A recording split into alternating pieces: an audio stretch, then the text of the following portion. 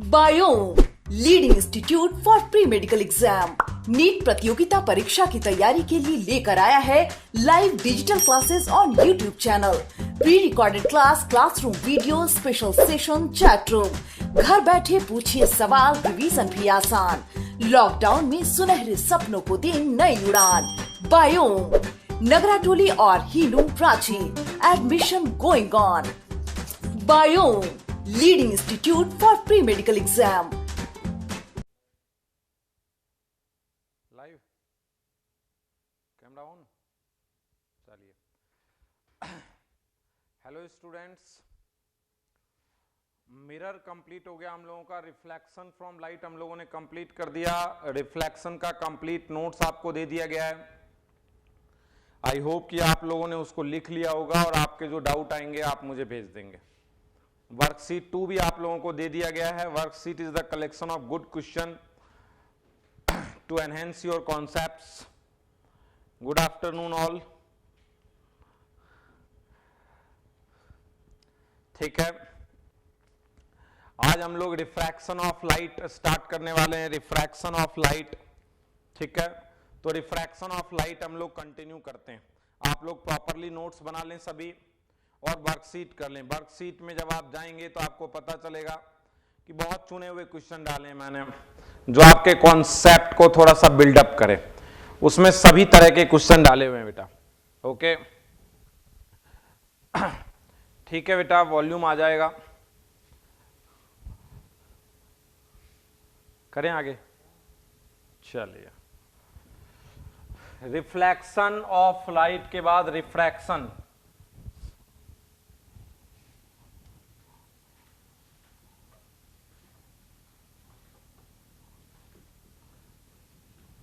Refraction of light की बात कर रहे हैं हम लोग।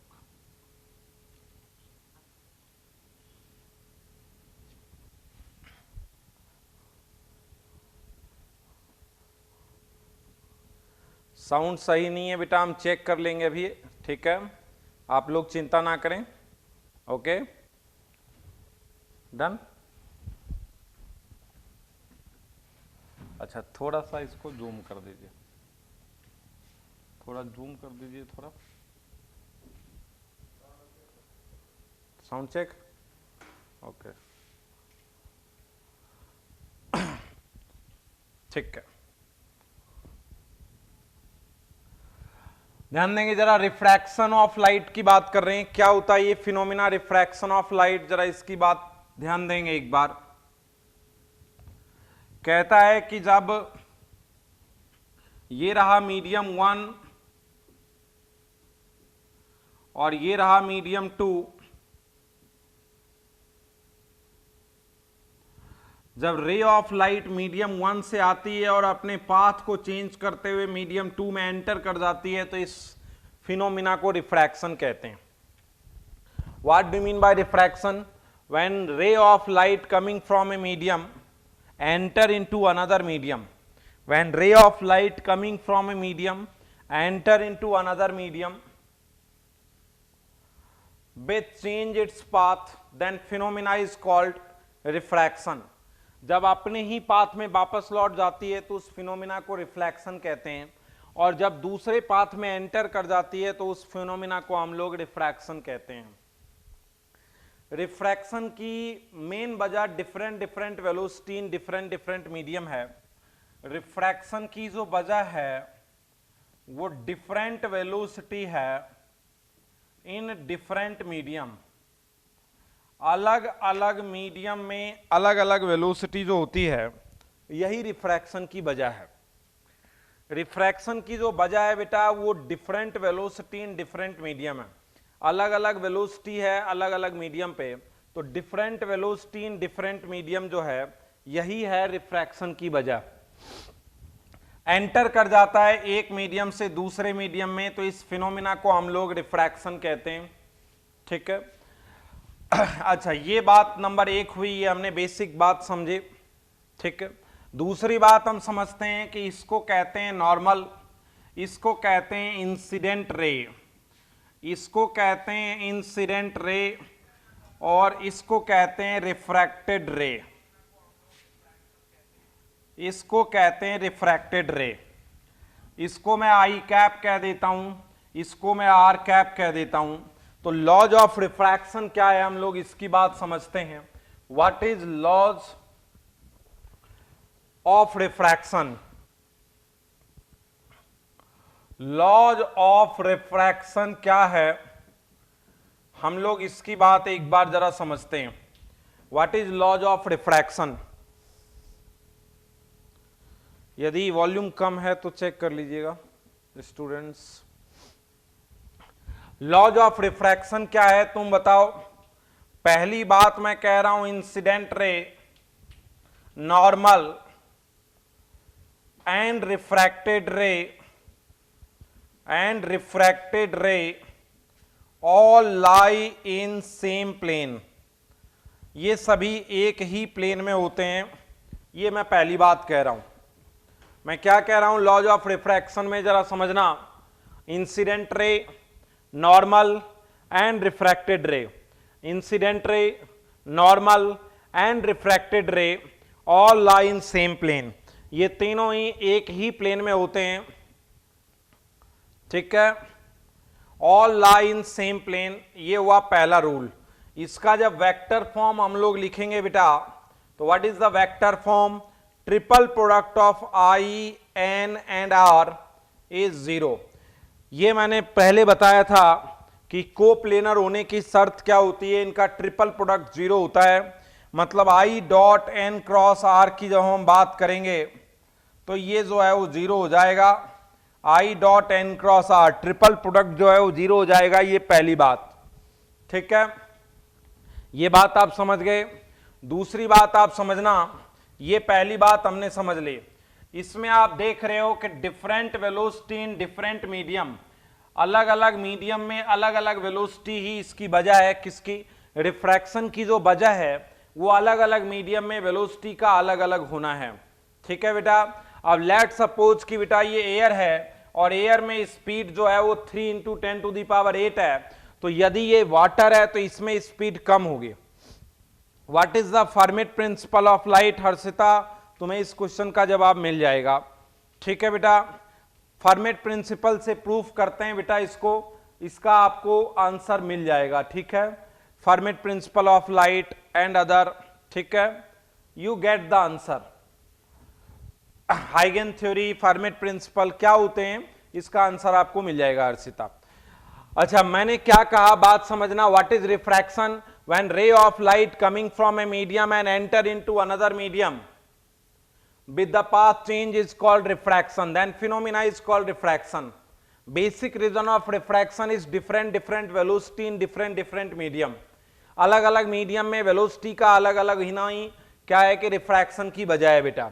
लेट सपोज कि ये मीडियम 1 है, ये मीडियम 2 है, और हमने कहा कि लॉज ऑफ रिफ्रैक्शन क्या है, तो पहला लॉज तो वही है, incident ray, normal and reflected ray all lie in the same plane. मतलब तीनों का यदि वेक्टर फॉर्म देखेंगे तो ट्रिपल प्रोडक्ट 0 होगा, क्योंकि कोप्लेनर होने की शर्त यही होती है। ये बात हमने समझ ली, ठीक है बेटा। अब दूसरी बात जो थी उस पर गौर करो कि अलग अलग वेलोसिटी होगी अलग अलग मीडियम में, अलग अलग वेलोसिटी होगी अलग अलग मीडियम में। तो ध्यान दें, इसको मैं हटा रहा हूं यहां से, क्योंकि ये रूल हमने सीख लिया। अब 2 नंबर रूल पर है बेटा।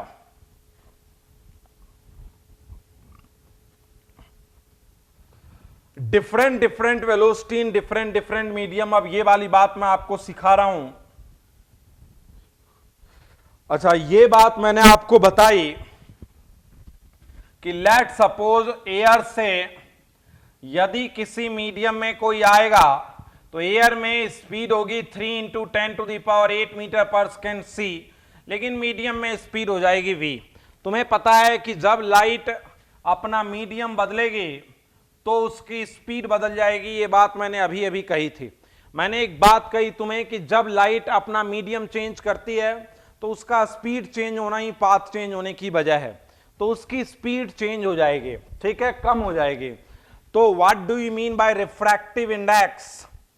रिफ्रैक्टिव इंडेक्स किसको कहते हैं? एक प्योर रेशियो है जो velocity of light in air, velocity of light in air upon velocity of light in medium mu बराबर होता है बेटा सी बाई वी। इसको कहते हैं बेटा रिफ्रैक्टिव इंडेक्स आर आई। मैंने कहा कि जब मीडियम चेंज होता है तो वेलोसिटी लाइट की चेंज होती है। अब वेलोसिटी जब लाइट की चेंज होती है तो मैंने कहा कि रिफ्रैक्टिव इंडेक्स एक टर्म है जो होता है velocity of light in air upon velocity of light in medium. तो mu is equal to c by v. जो म्यू होगा वो किसके बराबर होगा बेटे? सी बाई वी के बराबर होगा। ठीक है।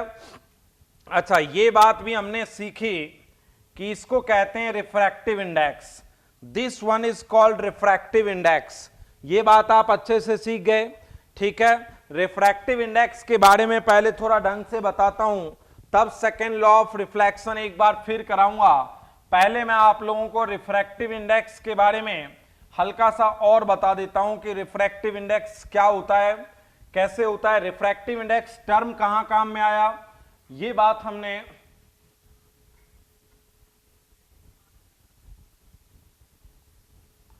रिफ्रैक्टिव इंडेक्स के बारे में थोड़ा सा पहले मैं और बताता हूं।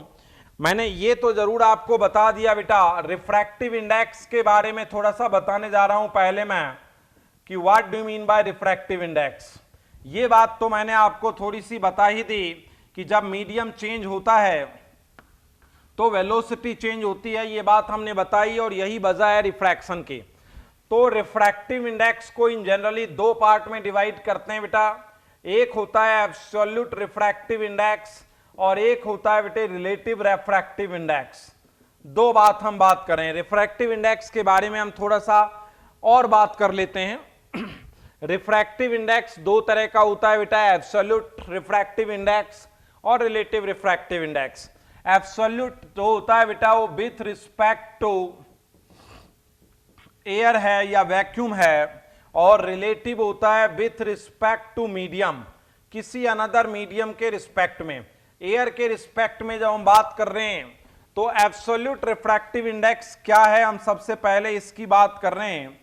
एब्सोल्यूट रिफ्रैक्टिव इंडेक्स म्यू होता है बेटा velocity of light in air, velocity of light in air upon velocity of light upon velocity of light in medium. और ये मैंने आपको बताया सी बाई वी, इसे कहते हैं रिलेटिव रिफ्रैक्टिव इंडेक्स। ग्लास के लिए इसकी वैल्यू 3/2 होती है absolute. Absolute refractive index glass के लिए 3/2 होता है और वाटर के लिए 3 होता है। हम इसकी क्या मीनिंग निकालें, इसकी बात है कि आखिर हम इससे क्या मीनिंग निकालना चाहते हैं। म्यू ग्लास 3/2 है, इसका मतलब हम क्या निकालना चाहते हैं 3/2, 3 × 10⁸ और velocity of glass, velocity of light in medium, medium का मतलब यहां ग्लास हो गया बेटे। तो यहां हम ये निकालें कि velocity in glass is 2 × 10⁸ metre per second. इसका हम ये रिजल्ट भी निकाल सकते हैं, क्योंकि क्या होता है mu glass velocity of light in air, और this one is the 3 × 10⁸ and velocity of light in glass तो 3/2, तो 2 × 10⁸। सर वैक्यूम से एयर में लाइट आएगा तो कोई चेंज नहीं होगा वेलोसिटी में। यस, वो दोनों एक ही चीजें हैं Ranjit, almost both are same. Vacuum या एयर में ही वेलोसिटी को हम लोग 3 × 10⁸ लेते हैं, यहां कोई ज्यादा कंफ्यूजन नहीं पालते अपन। ठीक है, velocity of light in air और वैक्यूम ये बात एक ही है बेटा। ठीक है। हाँ, कोई डेंस मीडियम होगा जैसे वाटर होगा, ग्लास होगा, कोई ऑयल होगा, तो उसमें हम मानेंगे कि पाथ चेंज होगा और due to the velocity change. Basic वजह जो होती है मीडियम चेंज होने से, पाथ चेंज होने की जो बेसिक वजह है वो वेलोसिटी का चेंज होना है। ठीक है।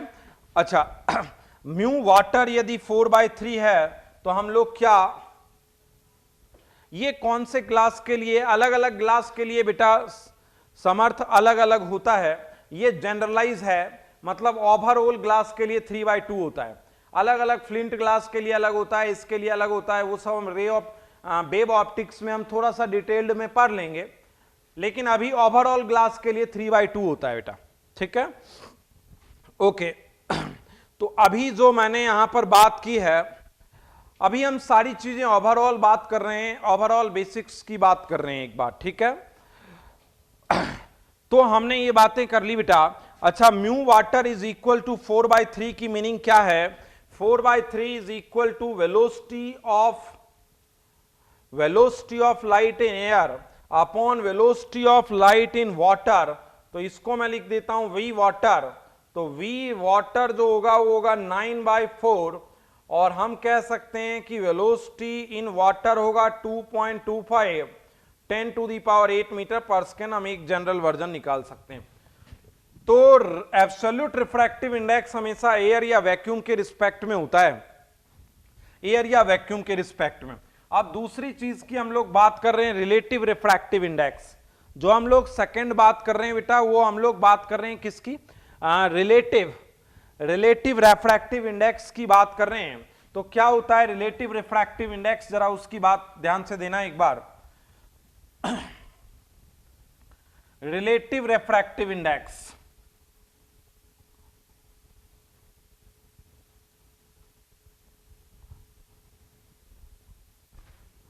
We are at the basic of refraction. हम लोग रिफ्रैक्शन की अभी बेसिक्स पर चल रहे हैं बेटे, ओके ठीक है। तो अभी सर स्पीड चेंज होने से पाथ कैसे डेविएट करता है? Sir speed and path deviation का क्या रिलेशन है? Okay you get the answer. Speed change होने से क्या होता है बेटा, एक गिवन टाइम में उसे अपने पाथ को छोटा करना पड़ता है, ठीक है। ये आप इस तरीके से अभी ये चीज भी समझ में आ जाएगी जब मैं बताऊंगा। You get all the answer of these questions whatever the question you ask. Fermat principle, vacuum air, कौन से ग्लास के लिए स्पीड चेंज का क्या, you get all the answer बेटा। First you have to think about the basics, ठीक है। ध्यान देंगे जरा, पहले हम लोग बेसिक्स जान लेते हैं, उसके बाद हम लोग धीरे धीरे इन सभी सवालों के आंसर अपने आप मिल जाएंगे शायद। अब ध्यान देंगे जरा एक बार, हम लोग बात कर रहे हैं रिफ्रैक्टिव इंडेक्स में रिलेटिव रिफ्रैक्टिव इंडेक्स की। रिलेटिव रिफ्रैक्टिव इंडेक्स लगभग चीजों के आंसर मिल जाएंगे आपको अभी जैसे जैसे आगे बढ़ूंगा मैं। रिलेटिव रिफ्रैक्टिव इंडेक्स क्या होता है बेटा? इसको हम μ2 कहते हैं, velocity of light in medium 1 upon velocity of light in medium 2। Velocity of light in medium 1 upon velocity of light in medium 2। तुम देखोगे तो म्यू क्या था? c/v ना, तो एयर का ऊपर था और जिसका निकालना है वो नीचे है ना, तो वही है। ये क्या है? Relative refractive index of 2 with respect to 1 क्या होता है? μ2 बराबर v1/v2 बराबर μ1/μ2, μ2/μ1। ये चीज आप थोड़ा सा समझ लें एक बार। μ2 बराबर होता तो वही है μ2/μ1, लेकिन v1/v2 होगा। क्या होगा? यहां देखो एयर वाला ऊपर है और जिसका रिफ्रैक्टिव इंडेक्स निकालना है वो नीचे है, तो यहां भी वही होगा। Refractive index of 2 with respect to 1 ये हो जाएगा v1/v2 इज इक्वल टू μ2/μ1। अच्छा, μ2 को तुम लिखो μ2/μ1। What do mean by μ2? c/v2 और c/v1। What do you mean by μ2? μ2 क्या है? Refractive index of second medium. तो रिफ्रैक्टिव इंडेक्स एक बार वॉल्यूम देख लीजिएगा जी, please increase the volume. What, मैं तो काफी बोल रहा हूं, फिर वॉल्यूम क्यों नहीं जा रही? बढ़ा दिया आप। Okay, μ2 is equal to c/v2। और what do you mean by c/v2? देखो μ2 क्या है? रिफ्रैक्टिव इंडेक्स ऑफ 2, तो क्या होगा रिफ्रैक्टिव इंडेक्स ऑफ 2? c/v2। और μ1 क्या होगा? c/v1। तो इसको अब सॉल्व करेंगे तो क्या हो जाएगा? ये v1/v2 हो जाएगा। ये बात भी क्लियर है। अच्छा, एक बात मैं यहां पे और लिख देता हूं, μ21 बराबर 1/μ12। ये बात भी क्लियर है। μ21 इज इक्वल टू क्या हो जाएगा 1/μ12। ये बातें हमने यहां पर समझे हैं। अच्छा, एक चीज हम थोड़ा सा अभी इस पर आगे बढ़ते हैं समझाते हुए।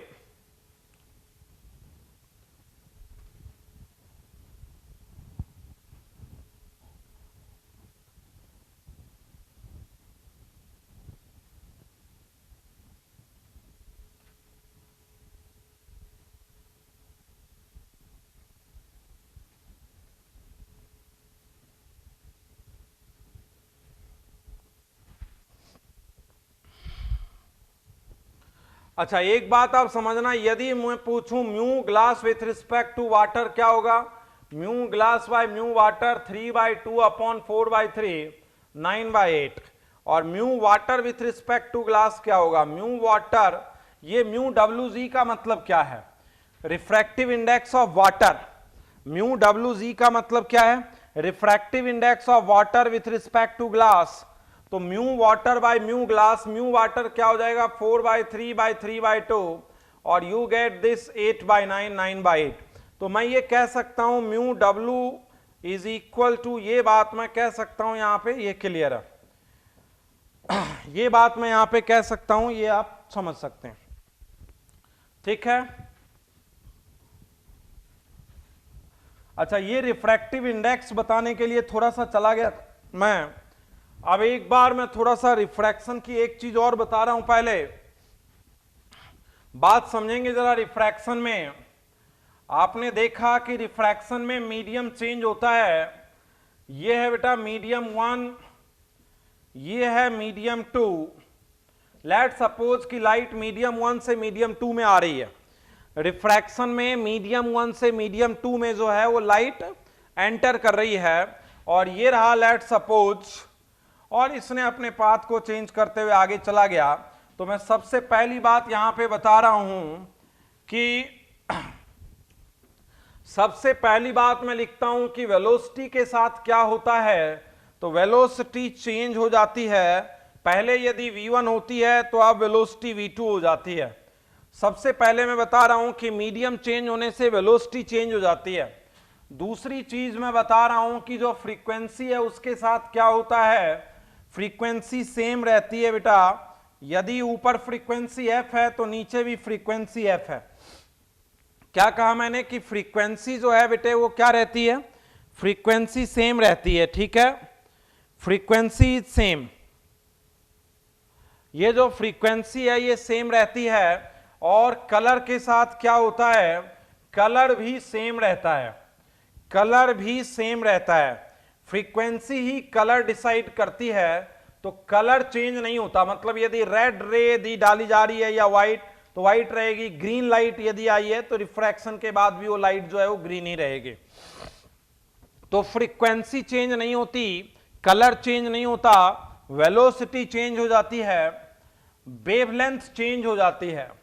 ये भी एक चीज है जो चेंज हो जाती है, वेवलेंथ चेंज हो जाती है। यदि पहले वेवलेंथ λ1 है तो अब वेवलेंथ λ2 हो जाती है। लाइट की जो वेवलेंथ है वो चेंज हो जाती है, ठीक है। और एक चीज की हम बात कर रहे हैं कि फेज का क्या होता है, तो फेज चेंज नहीं होते, फेज में चेंज नहीं होता बेटा, नो चेंज फॉर फेज।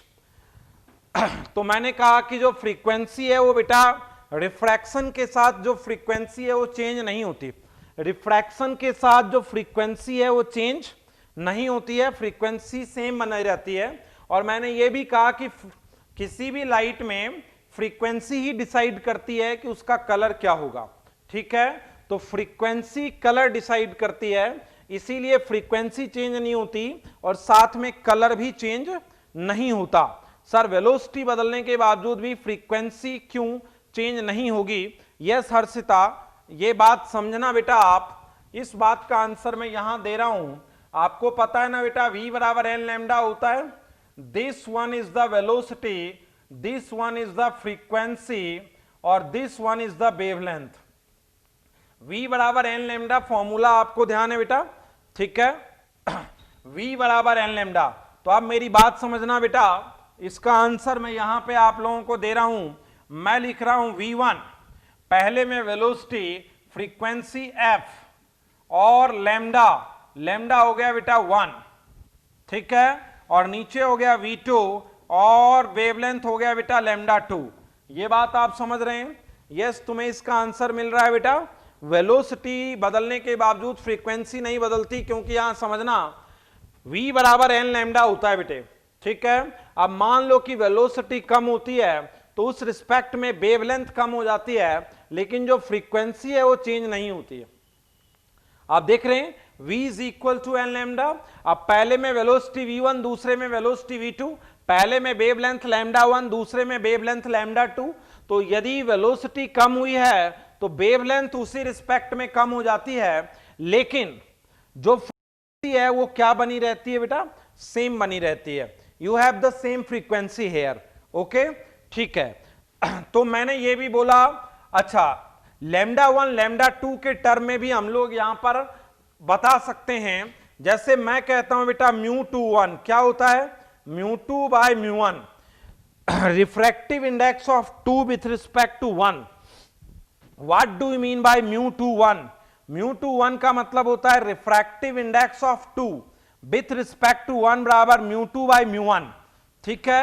और μ2 बाय μ1 क्या होता है बेटे? v1 बाय v2, और v1 बाय v2 यहां किसके इक्वल हो जाएगा बेटा? Lambda 1 by lambda 2। तो what do you mean by μ21? μ21 in terms of wavelength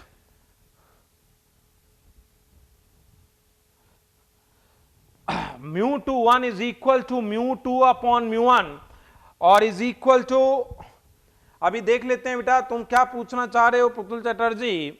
sir c बराबर म्यू लैम्डा, तब सर फ्रीक्वेंसी चेंज होगा?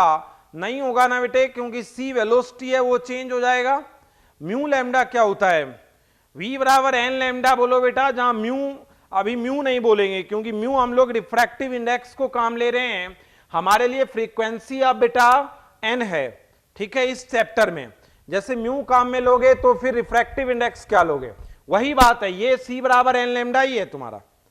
ये c बराबर म्यू लैम्डा जो लिखा है बेटा, that is the same of v बराबर एन लैम्डा, ठीक है, सेम। तुमने जो फॉर्मूला लिखा है वो यही फॉर्मूला है बेटे, बस n फ्रीक्वेंसी है, ये तुम समझ जाओगे। आगे बढ़े। अच्छा ठीक है। अच्छा एक बात मैं यहां पे और तुम लोगों से करना चाह रहा हूं, एक बात जरा ये समझो आप कि लेट सपोज कि यदि मैं कहूं एब्सोल्यूट रिफ्रैक्टिव इंडेक्स, यदि मैं कहूं एब्सोल्यूट रिफ्रैक्टिव इंडेक्स म्यू, तो क्या होता है बोलो? c बाई वी, और c को क्या लिखूं मैं? f लैम्डा नॉट, और वेलोसिटी को लिखूंगा f लैम्डा। ये बात आप समझना। v बराबर एन लैम्डा, तो इसको मैं f कह देता हूं फ्रीक्वेंसी को बेटा, ठीक है, एन लैम्डा या f कह देता हूं। तो c बराबर क्या होगा? f lambda naught. यहां लैम्डा नॉट क्या है? Wavelength in air. Lambda naught है बेटा यहां वेवलेंथ इन एयर, और लैम्डा क्या है बेटे? यहां वेवलेंथ इन मीडियम। लैम्डा है यहां पे वेवलेंथ इन मीडियम, ठीक है। लैम्डा नॉट क्या है? वेवलेंथ इन एयर, और लैम्डा क्या है? वेवलेंथ इन मीडियम। तो ये हो जाएगा यहां पर लैम्डा नॉट बाय लैम्डा। तो म्यू का एक फॉर्मूला वेवलेंथ के टर्म में यदि देखा जाए तो ये भी है। म्यू का एक फॉर्मूला वेवलेंथ के टर्म में ये भी है कि म्यू बराबर wavelength in air upon wavelength in medium. Refractive index का एक फॉर्मूला ये भी है बेटा, wavelength in air, wavelength in air upon wavelength in medium. क्योंकि तुम्हें पता है कि जो लाइट की वेवलेंथ है वो चेंज होती है। Light has a variable wavelength with medium. तो एब्सोल्यूट रिफ्रैक्टिव इंडेक्स का फॉर्मूला यदि हम लोग इन टर्म्स ऑफ वेवलेंथ देखना चाहें तो ये भी है। इन टर्म्स ऑफ वेवलेंथ क्या हो जाएगा? Wavelength in air upon wavelength in medium. Clear है बेटा ये बात? ये सारी चीजें क्लियर है जो मैंने आपको रिफ्रैक्टिव इंडेक्स के लिए बताई हैं। आगे हम लोग बढ़ते हैं बेटा। ये बातें हमने आप लोगों को रिफ्रैक्टिव इंडेक्स के तौर पर बताई हुई हैं। हम लोग आगे बढ़ते हैं दोबारा लॉज ऑफ रिफ्रैक्शन की तरफ हम लोग आगे बढ़ते हैं।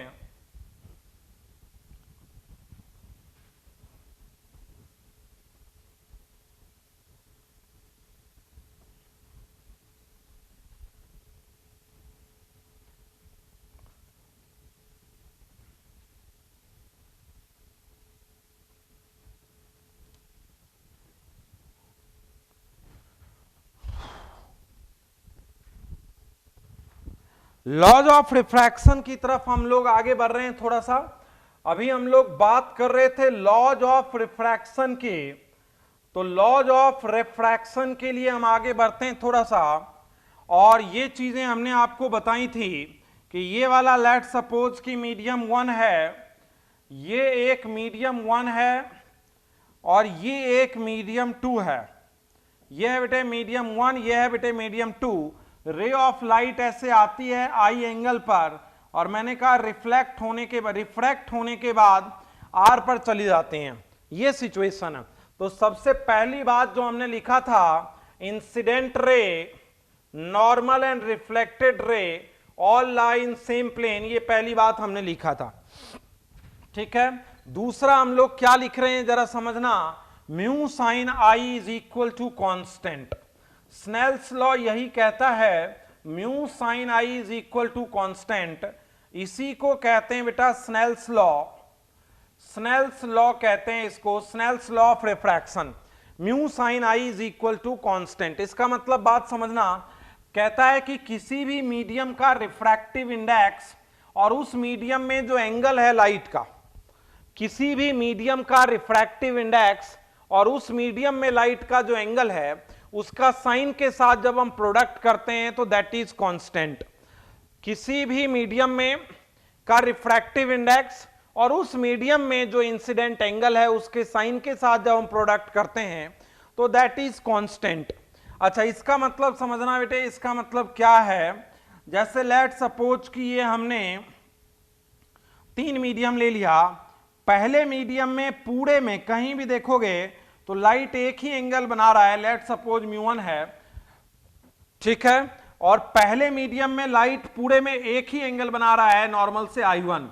दूसरे में लेट सपोज कि दूसरे में देखो पूरे मीडियम में नॉर्मल के साथ एक ही एंगल बना रहा है I2, और तीसरे में भी देखोगे तो तुम इसको I2 कहो या इसको I2 कहो, लेकिन तुम इसको I2 कहो या इसको कहो, तुम इसको I1 कहो या इसको I1 कहो, मतलब एक मीडियम में लाइट जो है वो एक ही एंगल पर होता है।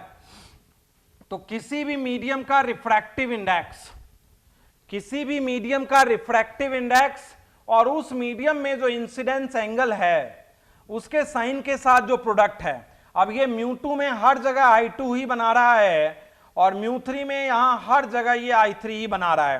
तो अगला कहता है कि mu one sine I1 is mu two sine I2 is equal to म्यू3 साइन I3।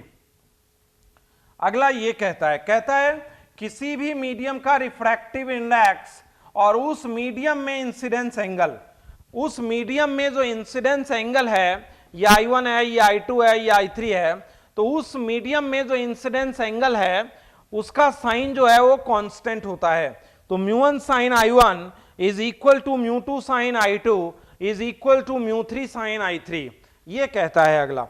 ठीक है, ये बात आप समझ गए हैं। अच्छा, इस केस में जो सिंपल केस होता है उसको हम क्या कह सकते हैं, इस केस को, लेट सपोज ये म्यू1 है बेटा और ये लेट सपोज म्यू2 है, तो इसमें कहा जाएगा म्यू1 साइन I बराबर म्यू2 साइन R। यदि ये म्यू1 है और ये वाला यदि म्यू2 है तो इस केस में स्नेल्स लॉ क्या बन जाएगा, ये स्नेल्स लॉ बन जाएगा म्यू1 sign I is equal to mu2 sin R. This one becomes the Snell's law. mu1 sin I is equal to mu2 sin R. ये बन जाएगा Snell's law। अच्छा, और आगे बढ़ें तो sin I बराबर mu2 bye mu1 sin R। अच्छा, ऊपर वाला यदि एयर हो और नीचे वाला कोई मीडियम हो तो ये बन जाएगा sin I बराबर mu sin R। mu sin R हम किस केस में कहेंगे बेटा, यदि mu1 एयर हो, यदि ऊपर वाला एयर होगा तो नीचे वाले का रिफ्रैक्टिव इंडेक्स बन जाएगा। तो साइन I बराबर म्यू साइन R भी इसका एक रूल है, लेकिन एक्सटेंडेड फॉर्म यही है बेटा, एक्सटेंडेड फॉर्म यही है, म्यू साइन I बराबर कांस्टेंट। बाकी लिखने को दो मीडियम के लिए ये भी लिख सकते हैं, लिखने को हम ये भी लिख सकते हैं कब, जब ऊपर वाला एयर हो और नीचे वाला ये वाला एयर हो और ये वाला कोई दूसरा मीडियम हो, तो हम कह सकते हैं साइन I बराबर mu sine R, then sine I becomes mu sine R। हम ये बात भी कह सकते हैं, ठीक है। तो ये हो गया Snell's law, sine I is equal to mu sine R, but what is the general form here? General form mu sine I is equal to constant, this one is the general form here, mu sine I is equal to constant, okay. अच्छा, vector form में मैं laws of refraction को लिखना चाहता हूं, vector form में laws of refraction लिखना चाहता हूं।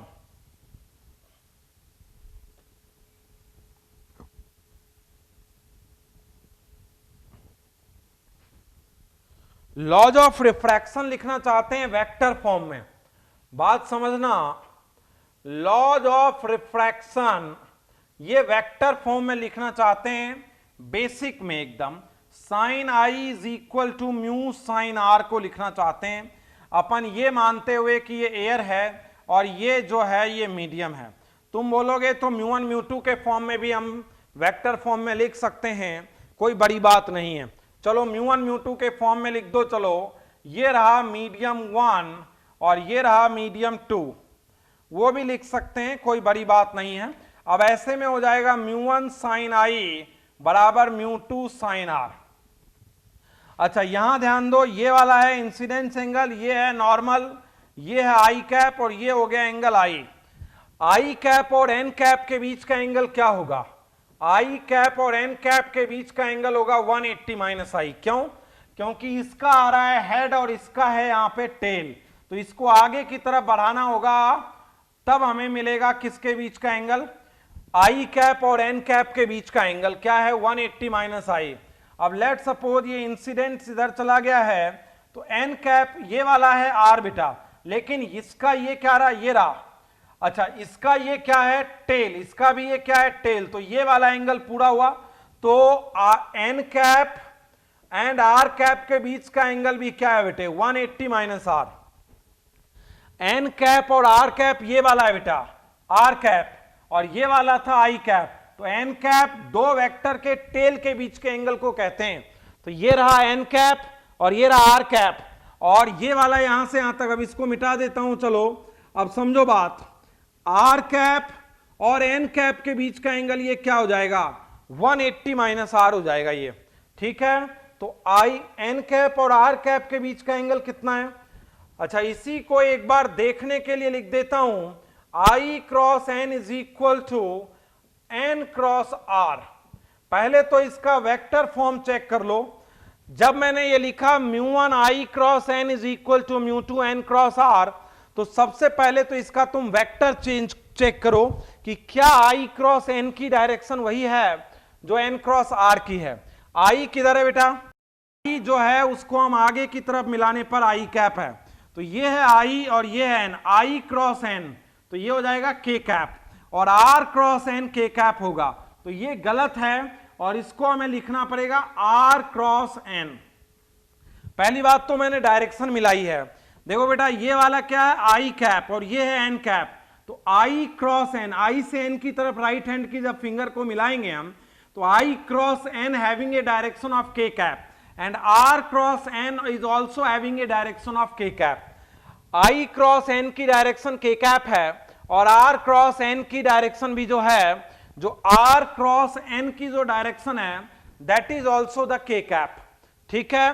तो चलो ये तो डायरेक्शन मिला लिया। अब देखते हैं 1 साइन थीटा, आई और एन के बीच का एंगल, तो ये मैग्नीट्यूड हो गया इसका। दूसरे में क्या होगा? Mu two 1 sine theta 180 minus R. Second quadrant में पॉजिटिव होता है, तो म्यू वन साइन आई बराबर म्यू टू साइन आर। इसका मतलब this one is the vector form. तो वेक्टर फॉर्म में यदि मीडियम वन और मीडियम टू के लिए लिखना है, तो mu one I cross N is equal to mu two R cross N. Direction मिला लिया और ये भी देख लिया कि finally mu one sine I is equal to mu two sine R हो रहा है या नहीं हो रहा है। डायरेक्शन एक बार फिर मिला लो, आई कैप आगे बढ़ेगा तो आई से एन की तरफ के कैप, एंड आर कैप इधर है, एन कैप इधर है, तो आर कैप से एन कैप की तरफ के कैप। और बाकी ये क्या होता है? A cross b, a b sine theta. I cap का मतलब एक unit vector having a magnitude 1 magnitude 1 and the angle between the I cap and N cap is here 180 minus I, and angle between the R cap and N cap is also 180 minus R, so this one is that. Clear है बेटे? Okay, तो ये हो जाएगा क्या, laws of refraction in vector form. Vector form में laws of refraction आप सीख चुके हैं। आगे बढ़ते हैं हम लोग।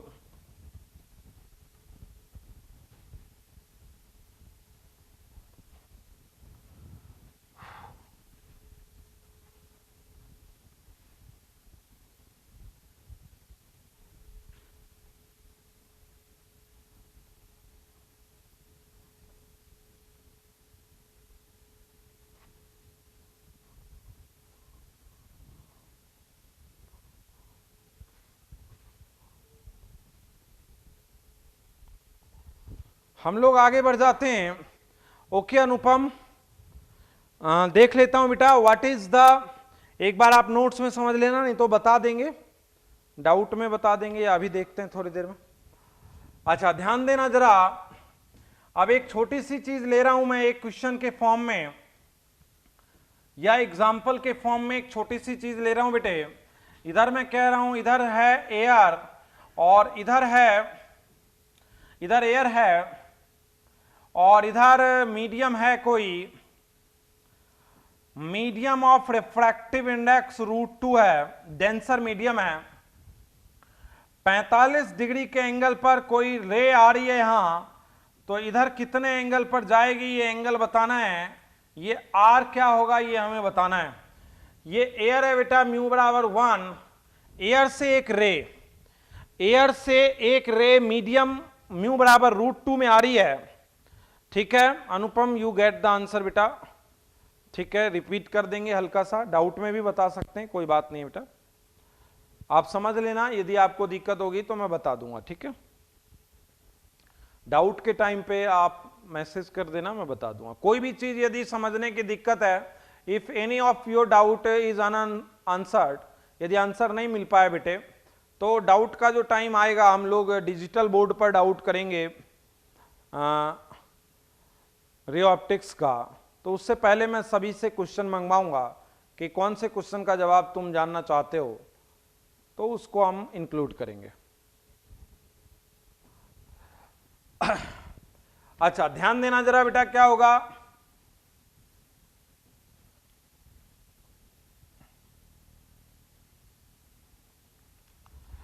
मैंने कहा कि यहां पे एयर है, यहां पे मीडियम है। एयर में म्यू बराबर 1 है और मीडियम में म्यू बराबर √2 है।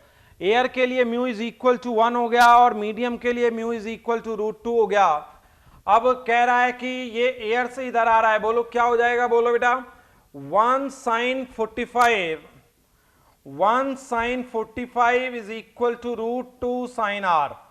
कहता है mu sine I is equal to mu sine R, और ये हो जाएगा 1/√2 इज √2 sin r, और sin r is equal to 1/2 और r is equal to 30 degree. तो आपने एक चीज देखी क्या, इधर 45 डिग्री पे था लेकिन आ गया 30 डिग्री पे। इसका मतलब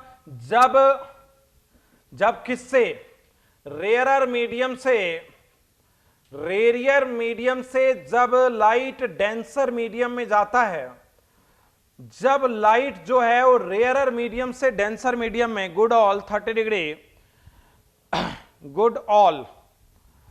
तो लेकिन यहां पे एक चीज जो गौर करने की थी, वो बेसिक चीज पर हम लोग एक गौर करते हैं थोड़ा सा, वो चीज मैं समझाना चाह रहा हूं कि जब रेयर मीडियम से म्यू बराबर 1 से म्यू बराबर √2, यहां म्यू 1 था और यहां पर म्यू 1.41 है, मतलब रेयर मीडियम से जब लाइट डेंसर मीडियम की तरफ गई है तो वो बेंड टुवार्ड्स द नॉर्मल। अब नॉर्मल की तरफ थोड़ी झुक गई है, जा रही थी सीधी, लेकिन ये बेंड टुवार्ड्स द नॉर्मल हो गई है, bend towards the normal, normal की तरफ झुक जाती है। तो एक बात हमें पता चली इस एग्जाम्पल में, इसके एक रिजल्ट में हमें ये बात पता चली है कि when ray of light coming from rarer medium to denser medium, जब ray of light rarer medium से denser medium में आती है, then it bend toward the normal। तो ये नॉर्मल की तरफ जो है वो झुक जाती है। ये बात हमें इससे पता चली है। ठीक है, क्यों पाथ चेंज हो रहा है ये भी आप देख रहे हैं। ये तो क्लियर हो रहा है बेटा कि पाथ इसका चेंज हो रहा है, ये तो बहुत क्लियर है बेटा कि बेंड टुवर्ड्स द नॉर्मल। इस एग्जांपल से दिखता भी है और म्यू साइन आई बराबर कांस्टेंट से भी दिखता है। अच्छा, यहीं पर एक चीज हम थोड़ा सा चेंज करते हैं, just going for a change.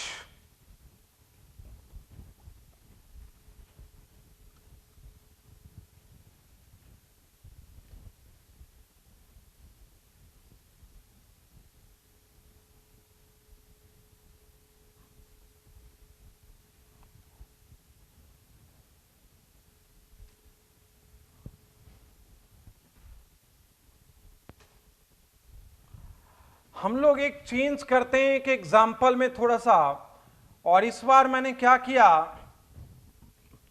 यहां पे वाटर ले लिया है 4/3 का और यहां पर एयर ले लिया है मैंने, और वाटर में 37 डिग्री के एंगल पर 37 डिग्री के एंगल पर एक रे आ रही है। अब ये क्या होगा, इसके साथ किस एंगल पर एयर में एंटर करेगी, I want to know that. किस एंगल पर एयर में एंटर करेगी, हम इस एंगल आर को देखना चाहते हैं। तो μ1 sin i is equal to μ2 sin r। हम एक चीज देखना चाहते हैं, μ1 sin i 4/3 sin 37 is equal to 1 sin r।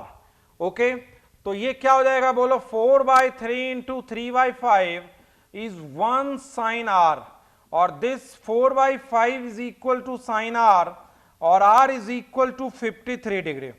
जो r है वो किसके इक्वल है बोलो, r is equal to 53 degree. When denser to rarer bend away from the normal. Good आराम, गुड, यस। तुम देख रहे हो 53 डिग्री का एंगल बना लिया बेटा। तो एक रिजल्ट आ रहा है कि जा रहा था 37 पर और दूर चला गया है। तुम देख रहे हो, तुम एक बात देख पा रहे हो कि ये जा रहा था बिल्कुल स्ट्रेट में और ये bend away from the normal हो गया है। तो यस, एक रिजल्ट हमें दिखता है यहां कि बेंड अवे फ्रॉम नॉर्मल। कब? ये है डेंसर मीडियम, क्योंकि इसमें म्यू 1.33 है, दिस वन इज डेंसर, और यहां 1 है, this one is rarer medium. तो when light goes from denser to rarer, when light goes from denser to rarer medium, it bent away. Yes, good Piyush, away from the normal. ये away from the normal हो जाता है। ये बात भी हमें यहां पे दिखती है कि this one goes to away from the normal. this, ये भी एक चीज हमें दिखती है। हम लोग आगे एक एग्जाम्पल की तरफ चलते हैं।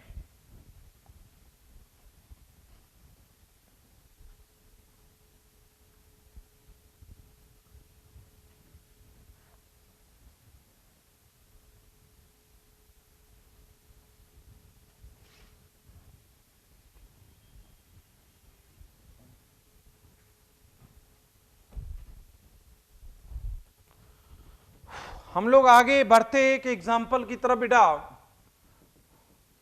मैं कह रहा हूं कि we have a lot of medium here, we have a lot of medium hair.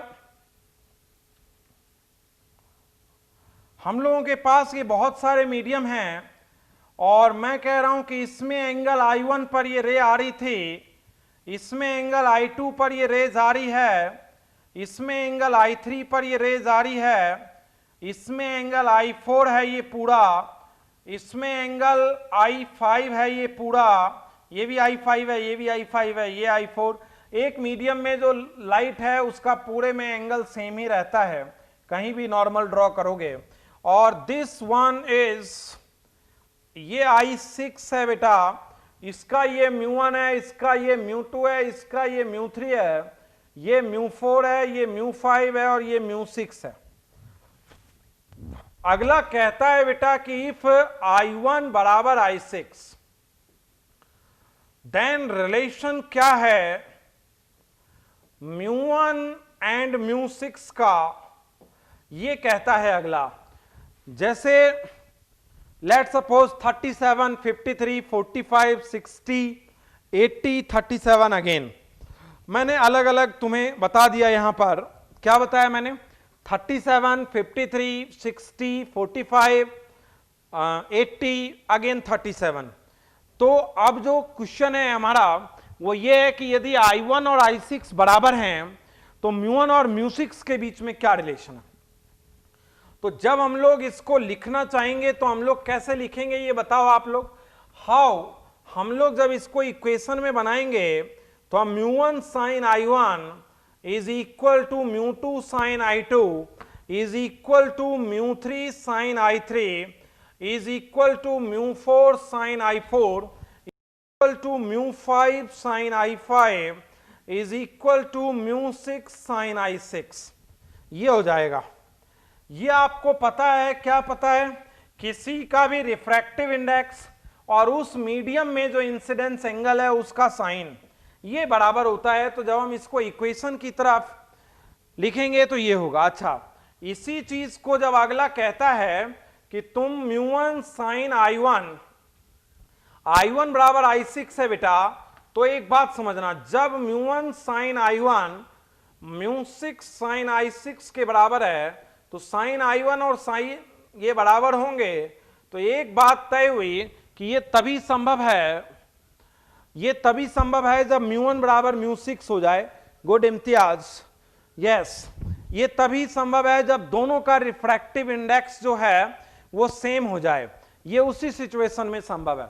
अच्छा, ये बात भी दिख रही है कि यदि रेयरर में जाएगा तो दूर भागेगा और यदि क्लोज आया है पहले के कंपैरिजन में तो डेंसर में आया है। रेयरर में आया है तो दूर भागेगा और डेंसर में आया है तो क्लोज आएगा। यस, सेम मीडियम होगा। ये बात भी हमें दिख रही है बेटा, ये भी हमें दिखती है। ठीक है। अच्छा, ऐसी भी सिचुएशन आती हैं, हम लोग आगे इसके बढ़ते हैं बेटा।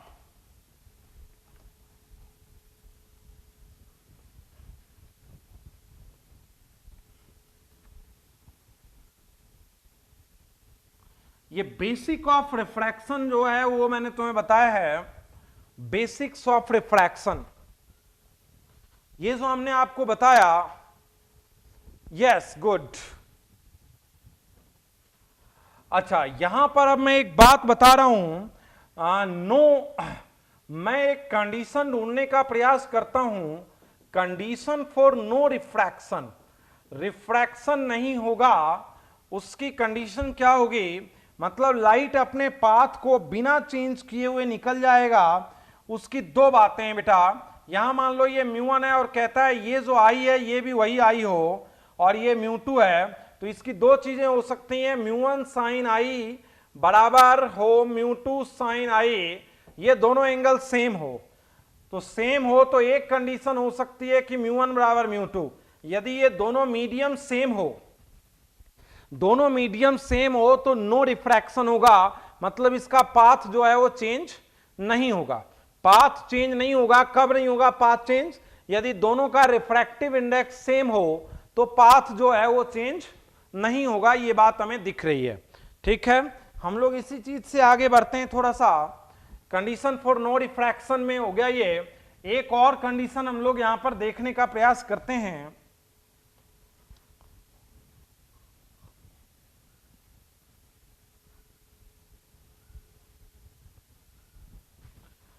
हम एक लोग और कंडीशन देखने का प्रयास करते हैं नो इमरजेंस का। लेट सपोज कि ये मीडियम 1 है और ये वाला मीडियम 2 है। ये मीडियम 1 है, ये वाला मीडियम 2 है।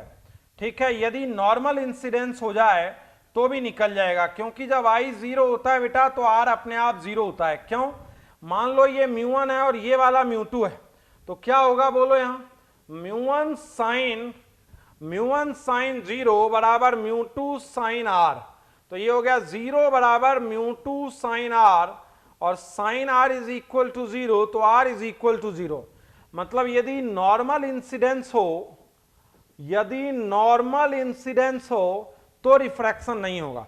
तो रिफ्रैक्शन दो वजहों से नहीं होगा, एक तो नॉर्मल इंसिडेंस के केस में रिफ्रैक्शन नहीं होगा और एक दोनों मीडियम का रिफ्रैक्टिव इंडेक्स सेम हो तो रिफ्रैक्शन नहीं होगा। ये हम लोगों ने रिफ्रैक्शंस की बेसिक्स पर बात की है बेटा। These are the basics of refraction. हमने ये जो बात की है ये बेसिक्स ऑफ रिफ्रैक्शन की बात की है। अब रिफ्रैक्शन जो है वो दो तरह के होते हैं। रिफ्रैक्शन हमने यहां दो तरह के कर दिए, refraction from plane surface and refraction from curve surface. Refraction हमने दो कर दिए बेटा, ये तो बेसिक था रिफ्रैक्शन का। अब रिफ्रैक्शन के भी दो टुकड़े हो जाएंगे, ए और बी। जैसे रिफ्लेक्शन के दो टुकड़े हो गए थे, रिफ्लेक्शन फ्रॉम प्लेन मिरर और रिफ्लेक्शन फ्रॉम कर्व मिरर, वैसे ही यहां पे हो जाएगा refraction from plane surface, refraction from plane surface, और एक हो जाएगा बेटे रिफ्रैक्शन फ्रॉम कर्व सरफेस। एक हो जाएगा रिफ्लेक्शन फ्रॉम प्लेन सरफेस और एक हो जाएगा रिफ्रैक्शन फ्रॉम कर्व सरफेस। जैसे लेट सपोज कि नीचे पानी रखा हुआ है और ऐसे में रिफ्रैक्शन यदि होगा बेटा तो ये हो जाएगा रिफ्रैक्शन फ्रॉम दिस, और लेट सपोज पानी इस तरह से रखा हुआ है, यदि पानी किसी कर्व सरफेस में रखा हुआ है, अब हो जाएगा ये रिफ्रैक्शन फ्रॉम कर्व सरफेस। तो हम दोनों की स्टडी अलग अलग करेंगे, एक होगा refraction from plane surface a और refraction from curve surface b. हम इन दो चीजों की जो स्टडी है, इन दो चीजों की स्टडी हम लोग अलग अलग करेंगे। ओके, तो यहां तक की बातें हम लोगों ने कर ली हैं। ओके,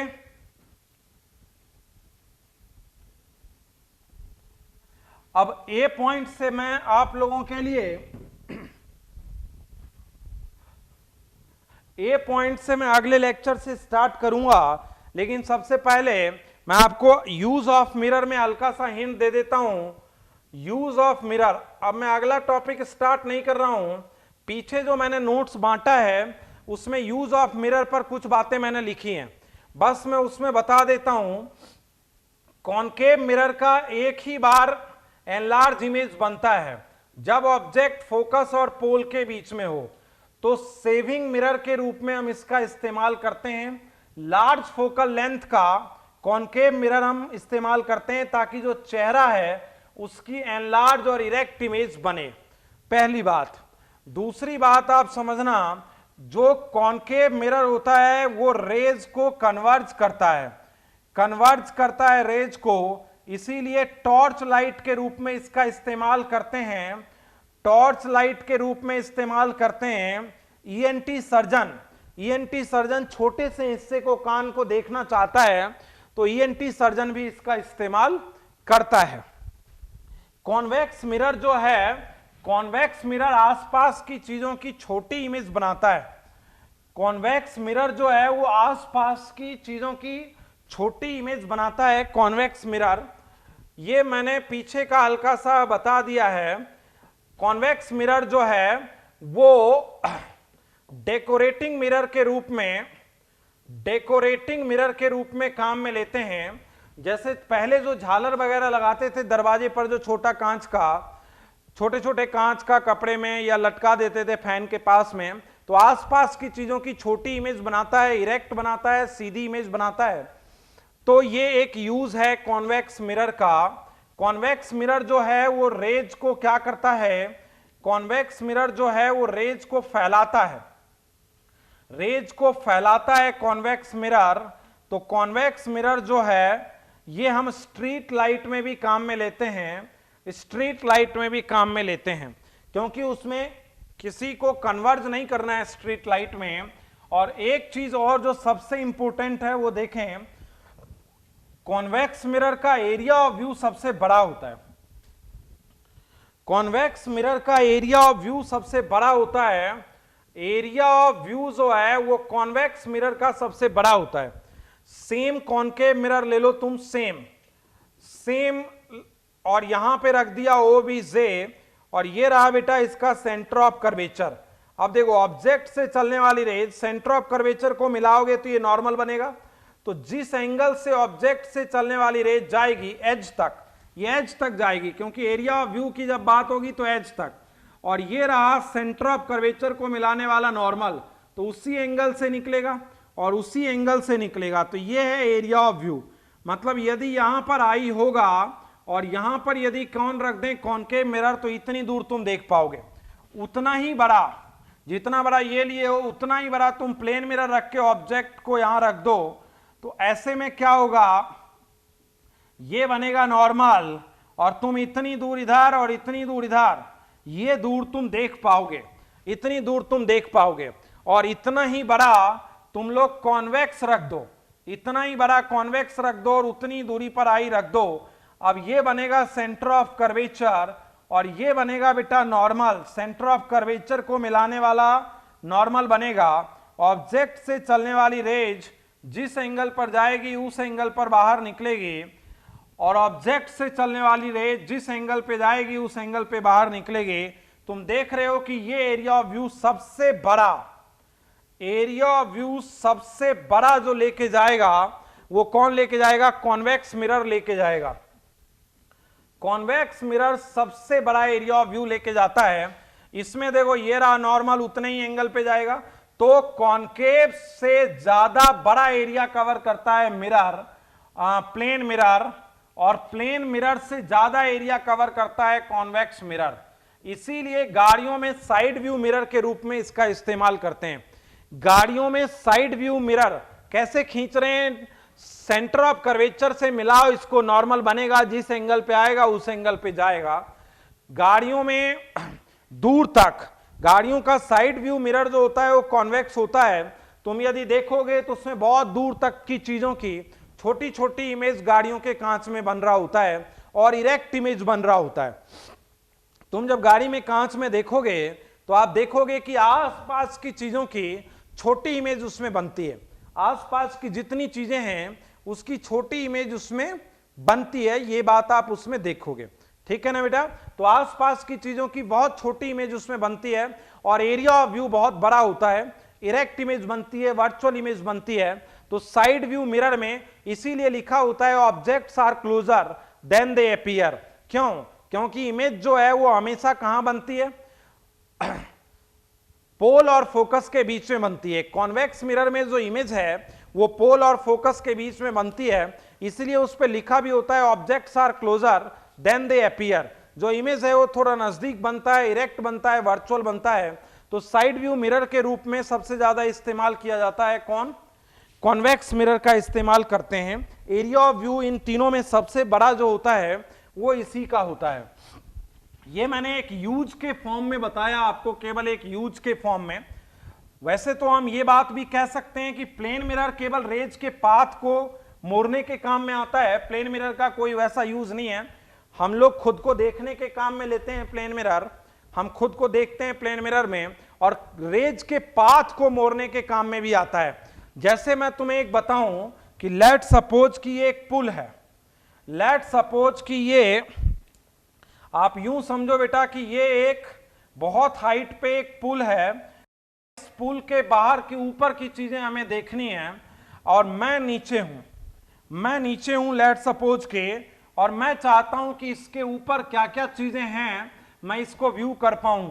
तो क्या मैं इसको व्यू कर पाऊंगा?